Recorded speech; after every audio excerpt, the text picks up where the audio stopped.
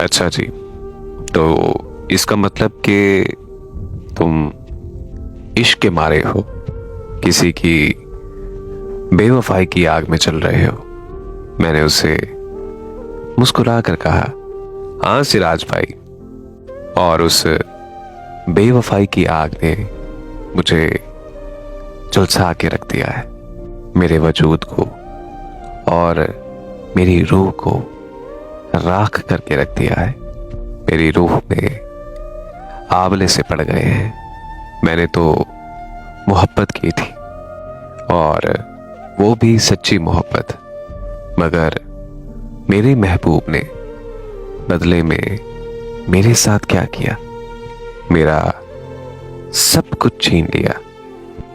मेरे दिल का सुकून, मेरे चैनो करार, मेरी ख्वाहिशात और मेरी उम्मीदें, सब कुछ लूट ली उसने। वो मेज को अपने नाखून से खरीदते हुए अपने ध्यान दिगर फतेह से बोला, हौसला रखो मेरे दोस्त, इसी चीज का नाम ही तो जिंदगी है। मैंने उसके कंधे पर हाथ रखते हुए उसे तसल्ली दी। सिराज भाई, क्या कभी आपने भी किसी से मोहब्बत की है? वो सर उठाकर मुझे देखते हुए बोला, नहीं यार, जिंदगी के झमेलों से फुर्सत ही कहाँ मिली कि मैं कभी इस काम में पड़ता। मैं हंसा और मैंने कहा कि मैंने की, और इंतहा की और टूट कर चाहा, मगर वो लड़की मुझे ही तोड़कर चली गई। मैं उसे अपनी जान से ज्यादा चाहता था। उसे उसके लिए सबसे मैंने टक्कर ली, और बदले में वो मेरी ही बेलौस चाहत को ठोकर मारकर चली गई। वो टूटे बिखरे लहजे में खोया हुआ था। चलो मियां, आज फिर अपने दिल को खोल ही दो, मुझे फरागत ही फरागत है। मैंने बशाश लहजे में कहा। जी सिराज भाई, मैं भी अपने दिल पर एक बोझ सा महसूस कर रहा। मुझे भी रोने के लिए किसी कंधे की जरूरत है, वो थके हुए लहजे में बोला। और उसके बाद फिर वो अपने माजी में खो गया। ये तब की बात है जब मैं 18-19 साल का हुआ करता था। मेरी बड़ी मौज मस्ती से जिंदगी गुजर रही थी। क्रिकेट खेलने का जुनून की मद तक शौक था। मैं अब भी खेलता हूँ। मैं अक्सर अपने घर के नजदीकी ग्राउंड में क्रिकेट खेलने जाया करता था। एक ऐसे ही दिन मैं क्रिकेट खेलने गया।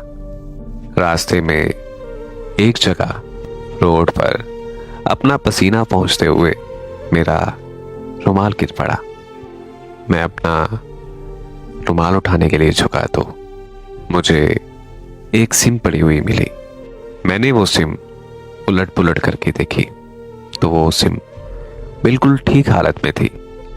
मैंने उसे बड़े ही एहतियात से अपने वॉलेट की जिप में रख लिया, और उसके बाद मैं अपने घर की जानिब चल दिया।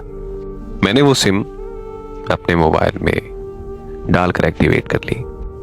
वो सिम किसी अनम नामी लड़की की थी, और उसमें जारा नामी लड़की के मैसेजेस भी थे।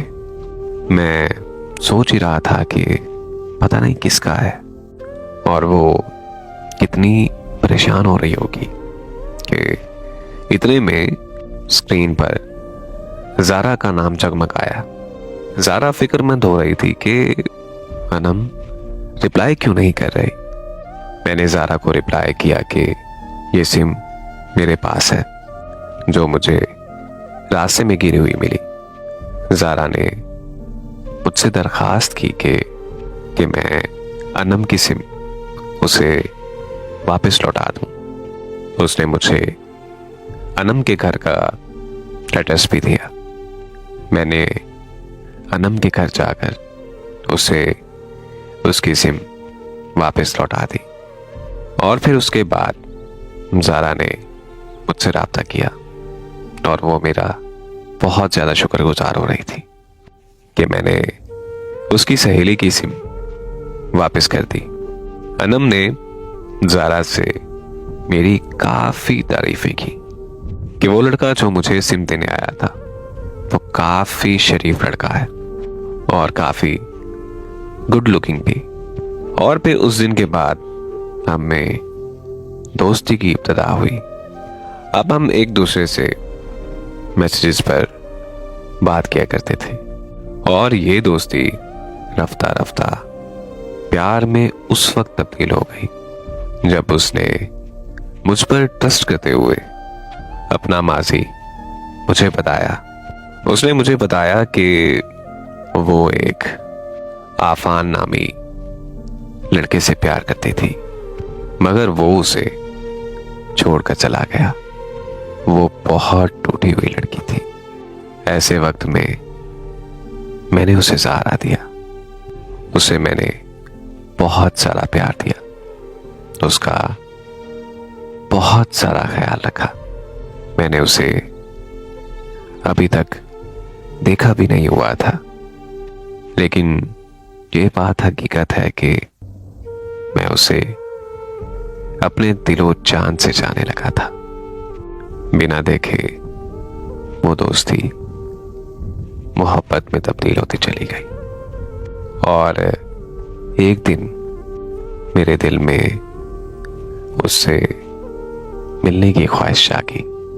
मैं बहुत डरा हुआ था कि कहीं वो मेरी इस बात का बुरा ना मान जाए, लेकिन फिर भी मैंने बहुत ज्यादा हिम्मत जुटाकर अपनी ख्वाहिश का उससे इजहार कर दिया।